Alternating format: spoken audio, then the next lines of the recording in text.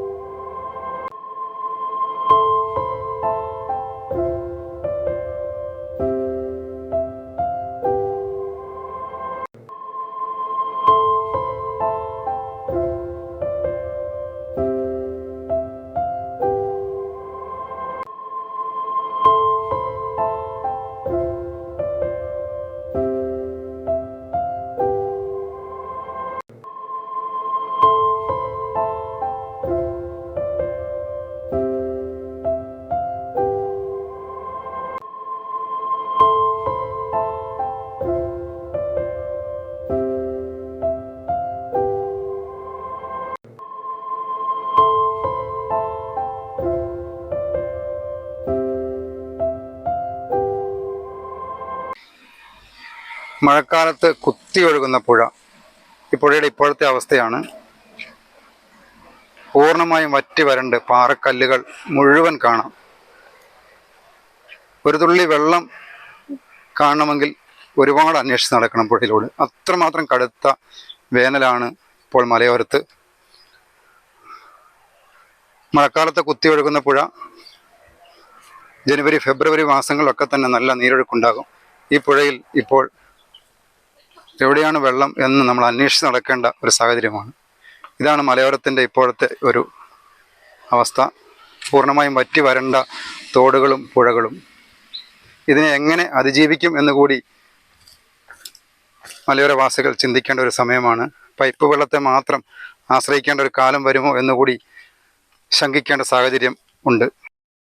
ഈ പുഴയുടെ ഇരു കരകളിലും ധാരാളം കൃഷിയിടങ്ങളുണ്ട്. ആ കൃഷിയിടങ്ങളൊക്കെ വേനൽക്കാലത്ത് നനയ്ക്കാനും മറ്റും ഈ തോട്ടിലെ വെള്ളമായിരുന്നു ഉപയോഗിച്ചുകൊണ്ടിരുന്നത്. ഇപ്പോൾ പുഴയിൽ പലയിടത്തായി കുഴികൾ കുത്തി അവിടെ നിന്ന് വെള്ളമെടുത്ത് കുളിക്കുകയും നനയ്ക്കുകയും ഒക്കെ ചെയ്യുന്ന ആളുകൾക്ക് എങ്ങനെ കൃഷി നനയ്ക്കും, കൃഷിയിടങ്ങളിൽ വെള്ളം എത്തിക്കുമെന്ന വലിയ ആശങ്ക കൂടി നിലനിൽക്കുന്നൊരു സമയമാണിത്. ഇനി വരുന്നൊരു തലമുറയ്ക്ക് ഇവിടെ വാസം സാധ്യമാകുമോ എന്ന ചോദ്യം അവശേഷിപ്പിക്കുന്ന തരത്തിലാണ് ഈ പുഴയുടെ കാഴ്ച. പാറക്കെട്ടുകൾ മാത്രമാണ് ശേഷിക്കുന്നത്. അവിടെയായി ചില പച്ചപ്പുകളുണ്ട്. ഇതും ഇനി എത്ര കാലത്തേക്ക് എന്ന ഒരു ആശങ്ക നിലനിൽക്കുന്നു.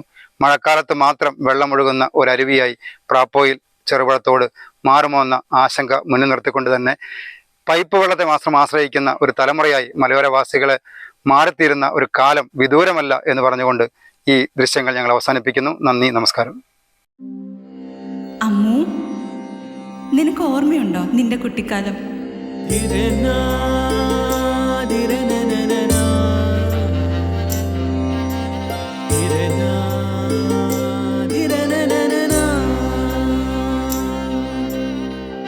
നിന്റെ കളിയും ചിരിയും കുസൃതിയും, പിന്നെ നിന്റെ ആ കുട്ടിച്ചോദ്യവും. ഇതെനിക്ക് തരുമോ? തരില്ല. ഇതേ എനിക്ക് എന്റെ അമ്മ തന്നതാ. മുത്തശ്ശിക്ക് ഇതാര് കൊടുത്തതാ? മുത്തശ്ശിയുടെ അമ്മ കൊടുത്തത്. അപ്പൊ ഇത് ശരിക്കും മാറിയ?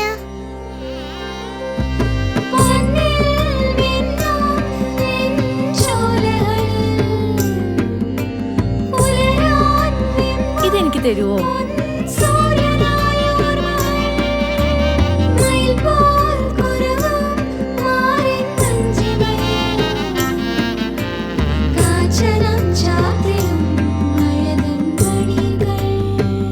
ചില ബന്ധങ്ങൾ പവിത്രമാണ്.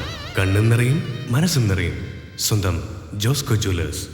ഇനി സംശുദ്ധമായ സ്വർണം ചെറുപുഴയിൽ.